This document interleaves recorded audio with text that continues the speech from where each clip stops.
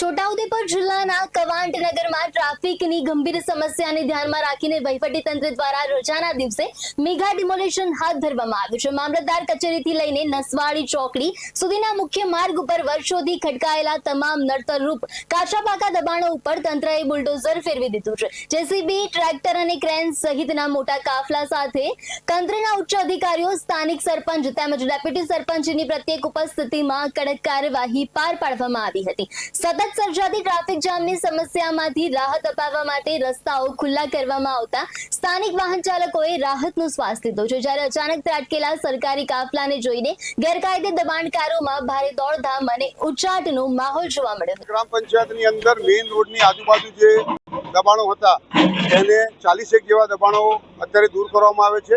બીજા એક દબાણો છે એને પણ દૂર કરવાની કાર્યવાહી કાલે પણ કરવામાં આવનાર છે અને બજારની અંદર પણ જે અમુક દબાણો છે એને 1-2 દિવસ પછી એને સામૂહિક રીતે ગ્રામ પંચાયત દ્વારા ક્લિયર કરી અને એમને જગ્યા આપી અને પછી એને દૂર કરવામાં આવશે।